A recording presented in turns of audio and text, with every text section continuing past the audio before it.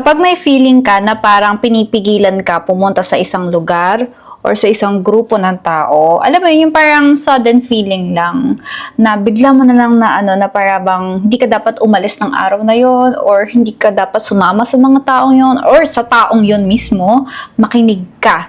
Kasi ang tawag doon ay intuition or instinct or gut feels or sa religion, ang tawag dyan is yung Holy Spirit or yung sa tawag naman sa spirituality is yung higher self mo. So, ibig sabihin, hindi mo ma-explain, pero naramdaman mo lang siya ng biglaan at makinig ka doon kasi sometimes dyan nagkakamali yung ibang tao na hindi nakikinig sa instinct nila or sa intuition at nangyayari napapahamak pa rin at the end of the day. Kasi meron kasi tayong sixth sense, which is doon nga pumapasok yung intuition. Kasi ang ginagamit lang naman natin usually if you're a logical thinker and you're living in 3D reality is more on nakafocus tayo sa five senses, di ba? Hindi tayo naniniwala minsan sa sixth sense. Naniniwala lang tayo kapag nag-check yung boxes sa five senses. So, kapag ka nakaramdam tayo ng paragang ayaw mong umalis or ganyan, paragang minsan, di ba, parang na-50-50 ka. Kapag ka ganyan, huwag ka nang tumuloy. At kuwari, may naramdaman ka na sa certain tao na parang may something sa kanya. Makinig ka doon. Kasi napipick up mo yung energy. Okay? Girl, alam ko madami din kayo mga kwento or kung wala pa, balikan niyo yung alaala niyo dati. Mag-throwback kayo. Ano nga ba yung mga sitwasyon ng buhay niyo dati na para bang pagka-aalis kayo ng bahay tapos para may pumipigil sa inyo tapos tumuloy kayo, may nangyaring masama. Or guys, sa isang tao, ramdam mo may mali sa kanya, pero hindi ka nakinig, pinagkatiwalaan mo, tapos in the end, naloko ka ng taong yon. Diba? May naalala ba kayo? Kasi, girl, 2025 na, or the moment na makapanood mo tong video na to, it's also the sign to tap into your intuition more, to listen to your higher self. Girl, kung ano man tawag mo dyan, gut feelings, Holy Spirit, higher self, intuition, instinct, listen. Hindi ka niyan ipapahamak. Kasi it's one way to know if there's something na hindi dapat para sa atin or if papuput tayo sa danger. So, wina-warn na tayo ng intuition natin bago pa man yung mangyari. Alam ko, mahirap paniwalaan para sa iba, pero try nyo sa mga upcoming days na hindi nyo sundin yung instinct nyo kapag magde-decision kayo. And then, balikan mo tong video na to. Kasi, dyan inaano ni God or ni universe that you're divinely protected. Kaya niya tayo binigyan ng intuition or ng instinct or kaya yan activated. So, sooner or later naman, if you want to master your intuition, you have to do meditation, no? Every single day. Para mas matalas yung pakiramdam mo. Kung may nanloloko sa'yo, or kung masama ba yung taong yan, or may something sa event na yon or sa location na yon, di ba? Kasi ako, mga hindi talaga pumalya yung sa akin, yung instinct ko. Super, fine. Girl. Kasi ang dami ko ding instances before na kapag hindi ko sinusunod yung intuition ko, ayan, nagparamdam si universe. Kapag hindi ko sinusunod yung instinct ko dati, is napapahamak ako. So, one time, kawanto ko sa inyo dito sa live, is Christmas noon last year. Tapos, or last year, I don't know. Basta, December 24. Last year. So, 2023. Okay, nakalimutan ko na yung taon.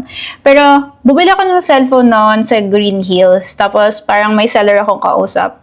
And then, nung nag-aayos ako sa bahay namin, kasi kailangan kong ma-transfer or ma-withdraw yung pera, something like that. Basta, kailangan kong i-withdraw yung pera para ibayad, ganyan.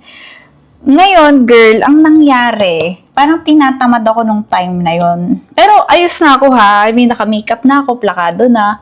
aalis na lang talaga. Pero feel na feel ko tamad na tamad akong umalis. I don't know why. Tapos pagka, pinilit ko pa rin umalis. Tapos, ang nangyari, pag withdraw ko sa ATM, ng pambayad dun sa cellphone, nakain yung, yung card, ay hindi pala nakain yung card. Nag-withdraw ko, walang lumabas na pera. Tapos, nabawasan yung amount ko doon sa bangko. Tapos, magko-close na yung BDO that time. Sabi ko, hala, ano nangyari? Hindi ko na alam yung gagawin ko kasi, nag-withdraw ka tapos nabawasan, wala naman lumabas na pera sa ATM. So, anyway, ang moral of the story is, kung nakinig lang sana ako sa instinct ko that time, hindi yung mangyayari. At madami pa rin mga storya na ganyan na mas malala pa dun sa na-experience ko. And I don't know, siguro ikaw.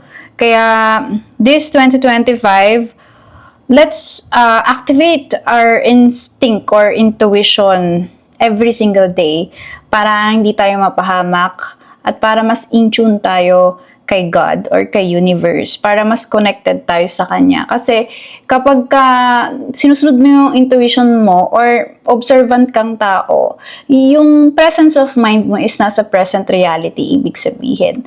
So, kapag ganyan, napapansin mo yung mga ganong maliliit na details, ibig sabihin, yung presence of mind mo matindi. At kapag ganyan, that's how you alter your future. If you're always distracted by the past and you're always overthinking about the future, ang mangyayari, history will just repeat itself. Kung ano ka dati, yung buhay mo before, ganun lang din sa future.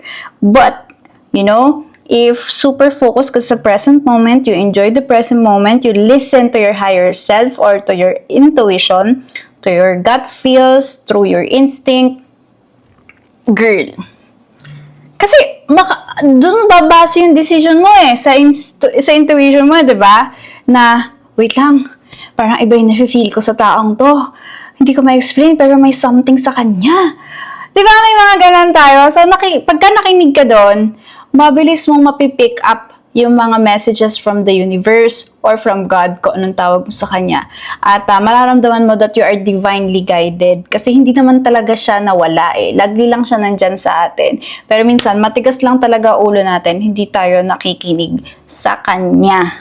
Di ba? Tapos, pagka napahamak tayo, minsan, after natin makuha yung mga ganong resulta, minsan sinisisi pa natin siya. Oo, iiyak tayo or magagalit tayo tapos sisisihin natin siya. Pero all this time, matigas lang pala ulo natin. Kasi nagbibigay na pala siya ng clue.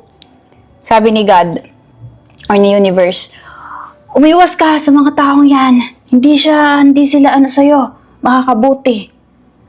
Ikaw, Gora Bells ka pa din, di ba?